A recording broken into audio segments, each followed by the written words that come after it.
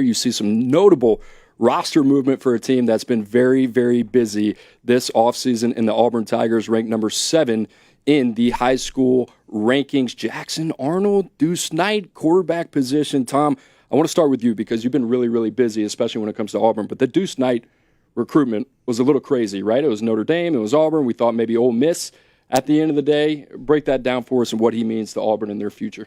Yeah, there was a point, Ivins knows this better than anybody, this was about to be Alabama at one point. I mean, he was all over the place. It's kind of funny how this whole class came together where he could have been at Alabama. Keelan Russell never would have been there. So pretty interesting, but big win for Auburn. They were all over Flip Watch all cycle long because you had Deuce Knight flipping there, Anquan Fagans, but really the headliner was Deuce Knight and Kenyatta Watson, Will Redmond, but really Kenyatta Watson was the guy that led the way the entire way. They had this close kind of a father-son relationship where he just kept it real with him the entire way, talked about early playing time. Yes, NIL helped Auburn. We could talk about that all day long, but in terms of fit, he found himself really fitting well with the guys that they're recruiting. Like I said, Anquan Fagans, Derek Smith, Antonio Coleman, all of these guys that he fit in well with, and I mean, I can go on and on. Jared Smith he connected well with, and I know he spent so much time building Notre Dame's recruiting class in 2025, and then obviously parts ways at the last second. But you know what? A lot of those guys that ended up in South Bend, Deuce Knight helped recruit. So despite the fact that he may not have landed in South Bend, he still helped the class. But really, really good class. Excited for Auburn. Excited for the Tigers and their future. And yeah, all signs point towards that nice little battle between Jackson Arnold and Deuce Knight. I mean, talent plenty on the Plains. Oh, yeah. When is Hugh Freeze going to cash in? You know, when is it coming? In comes Jackson Arnold, Ashton Daniels, the other quarterback who has some starting experience from Stanford. Quarterback play under Peyton Thorne, well documented there at Auburn, and that kind of held them back. I mean, Auburn is in prime position if Jackson Arnold is the guy to make plenty of noise in 2025. You think about it, return 4 starters on the offensive line. Xavion Miller comes back due to a junior college ruling. He's one of those guys that gets an extra year. They add number 1 wide receiver in the transfer portal. You flip over to the defensive side of the ball, Keldrick Falk, a name to know in the SEC. He's someone that's going to be in a lot of mock drafts this time next year. Tons of talent in the secondary. Hey, Cam Coleman, he came on late down the stretch. I don't think we've seen the full Cam Coleman, what he has to offer. So, you know, tons of talent. They have built it there on the Plains. When are they going to cash in? I'm intrigued by the Jackson Arnold experiment, right? Because this is a guy that we talked about earlier, like with Oklahoma, that situation, Seth Luttrell, an offensive line that really struggled. They didn't have the resources at receiver as well. That is not the case at Auburn. You talked about the experience coming back of the offensive line. They also add one of the best tackles in the transfer portal with Xavier Chaplin, Eric Singleton. Horatio Fields is a guy that we have ranked inside the top 30 by way of Wake Forest, another big, long, rangy receiver. For a guy that struggled with accuracy in Jackson Arnold, I like the way that they've surrounded him. Drew, I just want to ask you, straight off the hoof, you've scouted Jackson Arnold up and down year over the last 2 years, played a little bit in that first season. What's your confidence meter going into next year that he's the guy that's going to elevate him into SEC contention? Confidence meter? What does that sway there? I mean, I'm still a believer. Does that count in Jackson Arnold?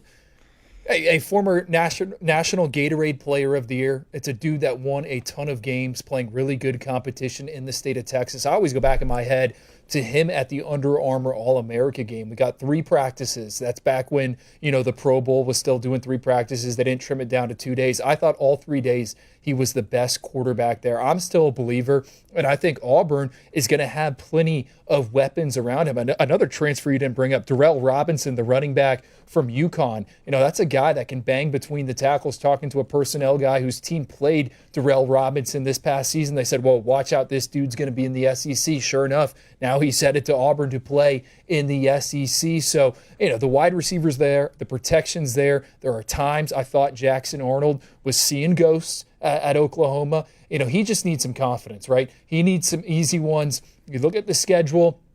a bit odd for Auburn. I mean, they open up at Baylor, but he's someone where I think confidence is going to be a big thing, and it's going to go a long way. I think you can kind of compare him a little bit. He kind of reminds me kind of like a Cade Klubnik in terms of how he's wired off the field. He's a guy where very fragile between the ears, but when he's on, when he has that, he believes in himself, he can be really good. I will add just quickly was just from talking to some people at Auburn and talking to some people, and I know Jackson well, just the way he's wired, there were some struggles when he was at Oklahoma, exactly what you said, between the ears, but I don't see any way with how talented that kid is, when you put the weapons that you guys just mentioned and the guys that they have coming in and the guys that are already there, I just see zero way that they struggle and he struggles. I think he's going to have a big year. Last point I want to make on Auburn, I want to see if either you two will, jump on this at all, but it's the second consecutive year.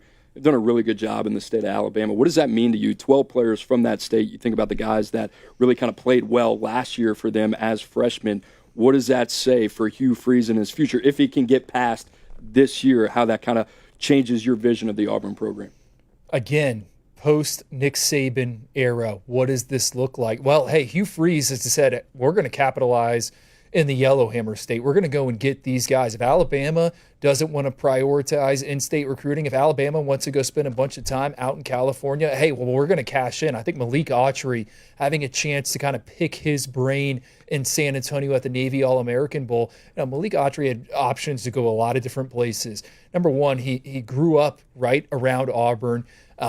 Never heard from Alabama. He brought that up. I never spoke to Kalen DeBoer. And he wants to be part of the vision that turns things around. I think this 2025 recruiting class is very tight-knit. And yeah, sure, compensation, name, image, likeness is certainly, making it an attractive option. But I think this recruiting class for Auburn, and Tom might be able to speak a little bit more on this, it's a lot of guys that want to be there because they want to see Auburn be good. Right? Without question. That is a huge, huge thing. These guys are like Auburn fans. They care about this program. It is not just a one and done, they're going to move on. Yes, they're going to make a big business decision, but these guys have so much pride for this program. We woke up signing day morning, and there was an opportunity for the top 10 in-state kids to end up at Auburn, which is wild when you think about it. They still landed 8 out of 10.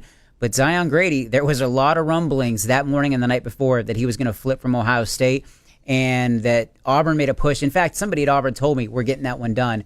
But obviously things changed at the last second, and then Naeem offered. That was a wild one in the sense that we said for such a long time he was not going to end up at Ohio State. He's not going to be a Buckeye.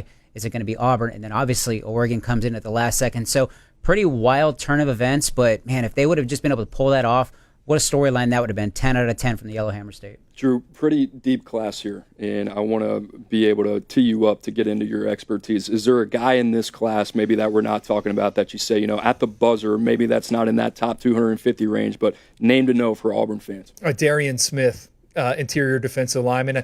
I mean, did you think Auburn kind of addressed that through the transfer portal? I know there's a little bit of a question mark there in terms of those individuals, but they loaded up with pocket pushers from the high school ranks. Antonio Coleman, Jordan Crawford. Darian Smith is the guy that I got circled, a completely different player than Malik Autry, the headliner. This is a quick twitch, more undersized guy. I thought he was excellent as a senior. He's got angry field demeanor. I think he's one you need to know at some point down the line. Pairing him with Malik Autry, more of a one gap. I'm going to hold up traffic. Darian Smith to me is the one to know. Make or break year for Hugh Freeze in the Auburn Tigers in the SEC. We'll see how far Jackson Arnold can take them.